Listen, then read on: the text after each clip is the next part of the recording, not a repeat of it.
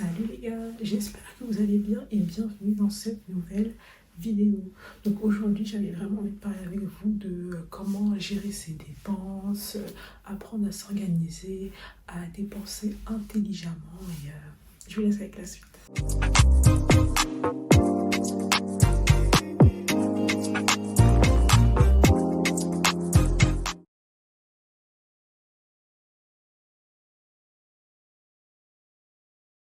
Pour être honnête avec vous, ça faisait un petit moment que je pensais à tourner cette vidéo sur les dépenses, comment bien dépenser, comment gérer son argent. Bon, je suis pas une experte, je suis ni la meilleure, ni une experte dans ça, mais j'ai quand même 2-3 astuces, 2-3 conseils qui me permettent d'économiser, d'épargner et de surtout avoir de l'argent encore dans mon compte, enfin dans mes deux comptes, donc épargne et compte courant à la fin du mois.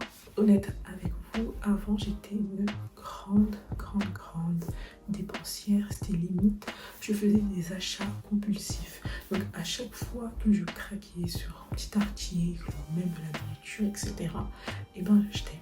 Et au final, à chaque fois, j'étais choquée par le fait que je me retrouvais rapidement sans rien à la fin du mois.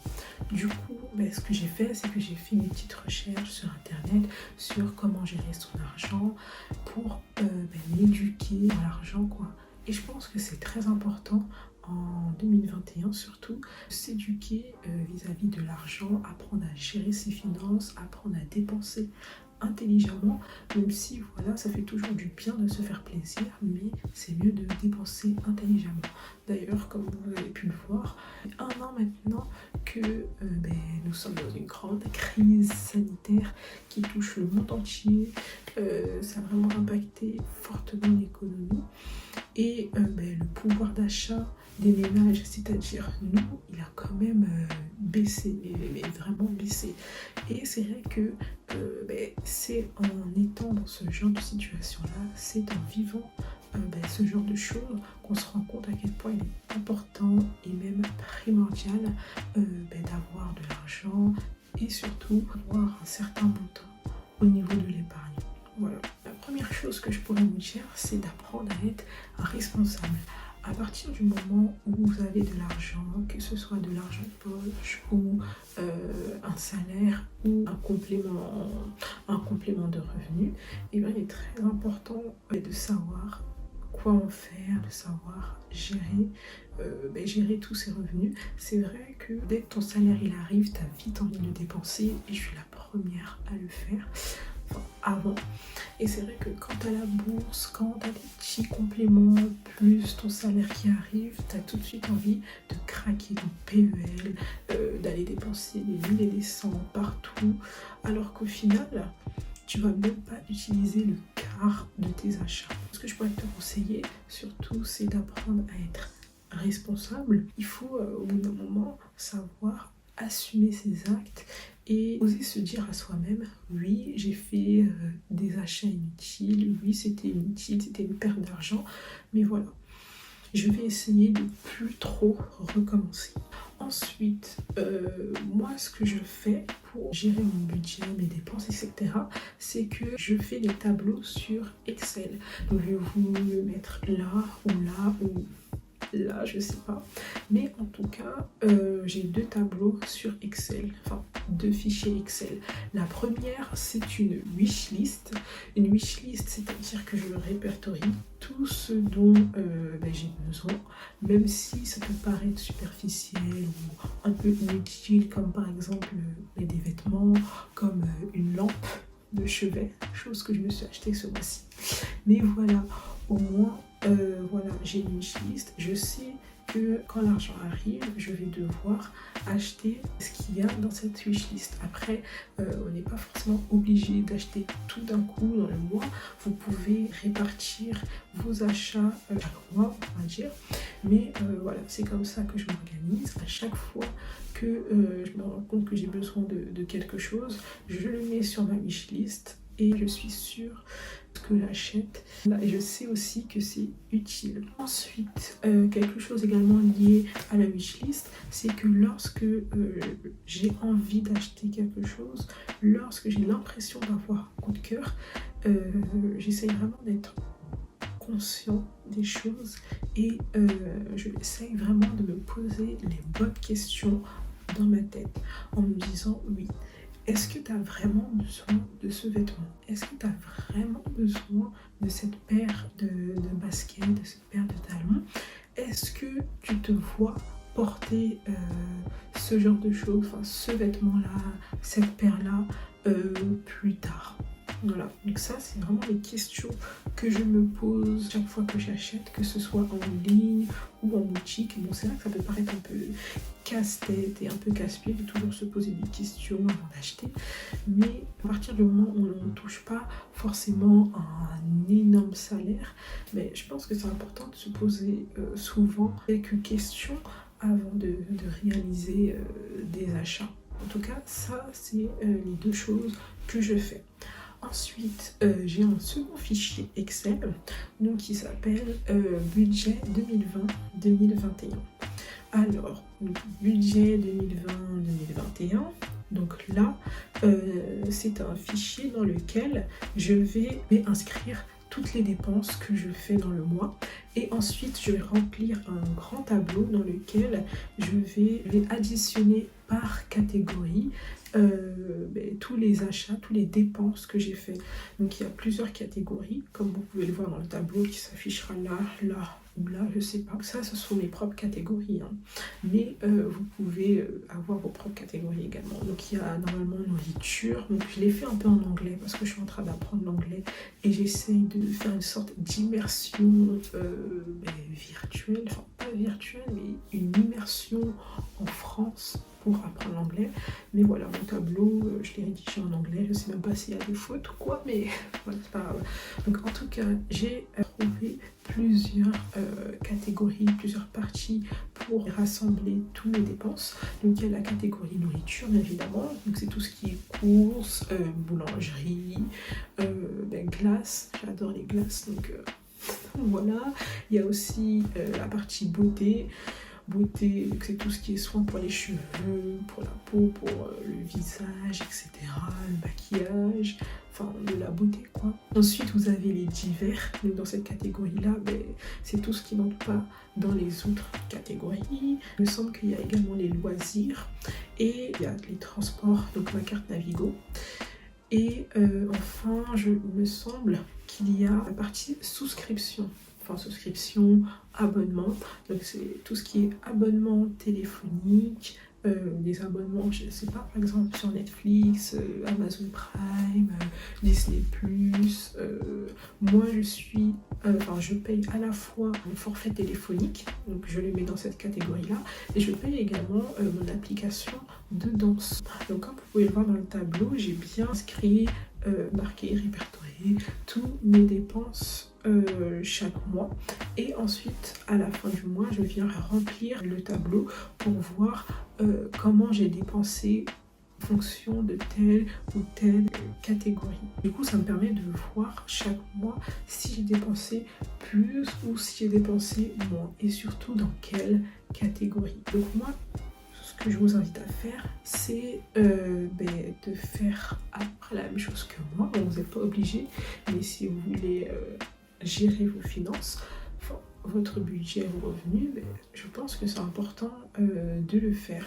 Du coup, je vous invite à faire votre propre wishlist sur Excel, sur une feuille, et également de faire un grand tableau en le remplissant à chaque fois que vous faites des dépenses. Donc moi je fais ça surtout parce que bon, même si j'ai l'application de ma banque sur mon téléphone, mon compte s'actualise tous les mardis. Du coup je peux pas savoir où est-ce que j'en suis exactement le jeudi par exemple ou le vendredi, excepté le mardi. C'est le mardi que tout passe et du coup c'est le mardi que je sais exactement ce qui me reste dans mon compte. Et je pense que si vous êtes dans la même situation que moi, il est important quand même d'écrire, de noter vos dépenses. Et si vous n'êtes pas hyper fan de la technologie, de Excel, même si c'est relativement simple Excel, Il y a des cours à peu près partout, également sur YouTube. Vous pouvez également prendre un petit cahier et rédiger tous vos dépenses, faire les tableaux vous-même. Au moins, ça va vous permettre également de designer, de dessiner, de développer votre créativité en mettant beaucoup de couleurs, des dessins, des schémas, etc. Donc libre à vous de faire ça.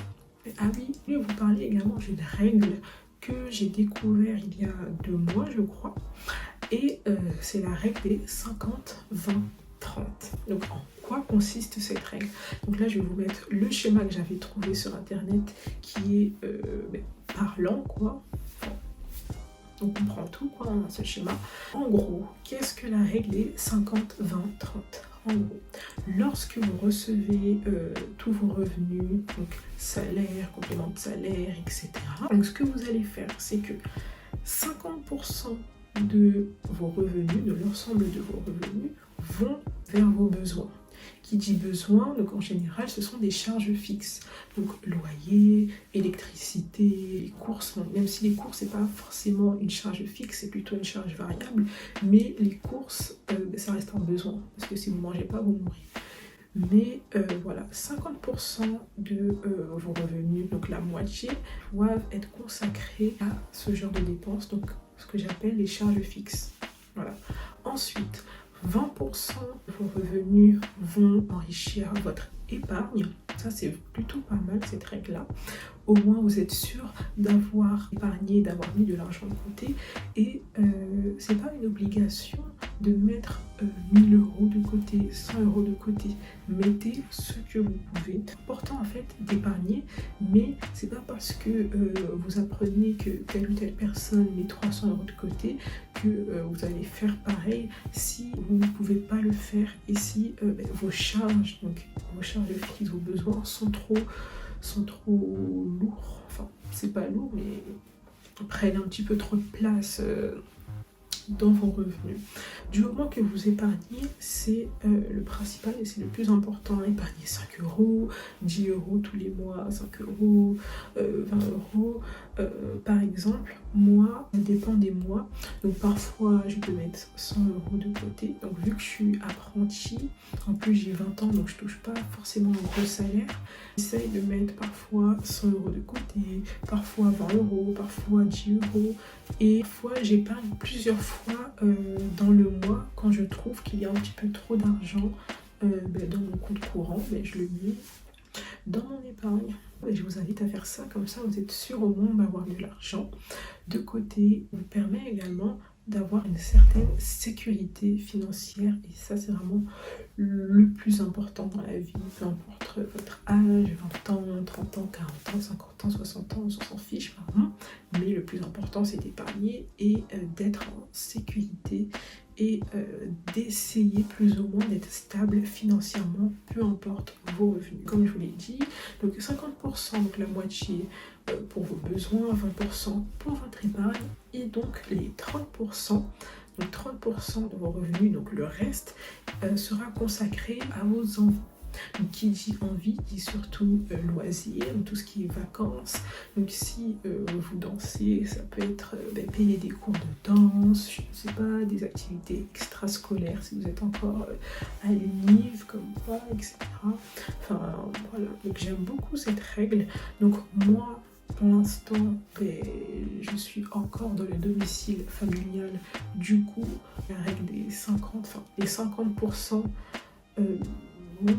ça me sert pas trop à grand chose parce que je paye pas forcément de loyer ni d'électricité, mais je paye quand même mes abonnements et des loisirs. Du coup, ce que je fais, donc si vous êtes comme moi et que vous ne payez pas forcément de loyer, électricité, etc. parce que vous vivez encore dans le domicile familial, mais je vous invite à répartir quand même le pourcentage, là, les 50% entre les envies et l'épargne.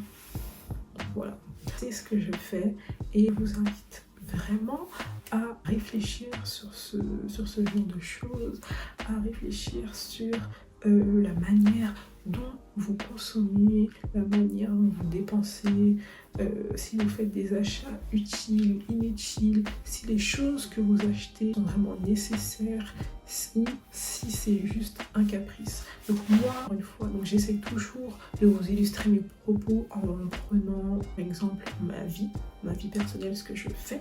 Et en plus, c'est vraiment ce que je fais. Mais à part... c'est vrai qu'à chaque fois que j'achète, et même quand j'ai des petits caprices, j'avoue, au niveau de mes achats, que ce soit de la nourriture ou surtout des vêtements, des chaussures, etc., à chaque fois, j'ai partagé entre eux le carpe diem, on vit qu'une fois, profite de ta vie, en plus t'es jeune, profite de ton argent, en plus t'es chez maman, etc., donc profite. Et oh Victoria, pense à la sécurité financière, pense à plus tard, c'est important d'épargner. Donc c'est vrai que moi de base, et même encore actuellement, je suis toujours partagée entre ces deux sentiments-là. Carpe diem ou sécurité financière? Sécurité financière ou carpe diem? C'est pour ça également que j'essaye d'apprendre à gérer mon argent, j'essaye de m'éduquer financièrement parce que personne m'a appris à gérer mon argent. On n'apprend pas ce genre de choses à l'école et c'est vraiment, vraiment dommage. Donc moi j'étais en STMG et c'est vrai que certains cours quand même aidé dans la vie de tous les jours. Pareil, j'ai fait également des PGEA et par exemple le cours sur la fiscalité, on apprend telle chose par rapport à nous, sur l'imposition, etc. C'est vrai que ça peut vraiment aider, c'est comme ça que j'ai appris par exemple qu'on n'était pas obligé de déclarer son salaire lorsqu'on était apprenti. Bon, après, il ne fallait pas dépasser un certain seuil, mais on n'était pas obligé, en tant que jeune apprenti, de déclarer son salaire, chose que je ne savais pas. Mais c'est vraiment dommage, je trouve, qu'à l'école, on ne nous apprend pas ce genre de choses. Donc, on nous apprend des choses qui sont finalement inutiles. Même en entreprise, on les utilise même pas. Pourtant, on n'a pas des cours sur la confiance en soi, chose qui est primordiale dans la vie. Et c'est en grandissant que je l'ai compris, que je l'ai vu et que j'ai appris. Gérer son argent, gérer son budget, payer des loyers, remplir des impôts, remplir des fiches, etc. On nous apprend même pas ça à l'école, alors que c'est des choses fondamentales, essentielles. Et bon, je dirais pas vitales, mais c'est vraiment essentiel pour débuter sa vie de jeune adulte, quoi, sa vie d'adulte. En tout cas, j'espère que cette petite vidéo vous a plu, j'espère que vous avez appris 2-3 choses. Et aussi, avant de finir la vidéo, ce que j'ai fait, c'est que je me suis procuré un livre. Donc je pense que vous le connaissez tous parce que on en a entendu parler partout. Donc Réfléchissez et devenir riche de Napoléon Hill. Donc je l'ai payé à 7 € sur Amazon. Donc pour les intéressés, je vous mettrai le lien en barre d'infos. Mais voilà, j'ai trop hâte de le recevoir. Donc à la base, j'avais prévu de le lire et de vous le présenter, mais je pouvais pas attendre. Et en plus, il y a du soleil et tout. Enfin, je dirais pas que c'est rare, mais ces temps-ci, on a eu de la neige, de la pluie, il faisait froid, etc. Et là, il y a du soleil, donc du coup, je me suis dit, pourquoi pas en profiter pour faire une vidéo assez chill, assez cool. Et voilà, donc j'espère que cette vidéo vous a plu. N'hésitez pas à partager, commenter, liker, donnez-moi votre avis en commentaire. Dites-moi dans les commentaires également comment vous gérez votre argent, si vous êtes toujours des acheteuses compulsifs ou si vous arrivez plus ou moins, voire très très bien à maîtriser votre argent, maîtriser vos revenus. Du coup voilà, donc c'était tout pour moi et on se retrouve un autre jour pour une prochaine vidéo.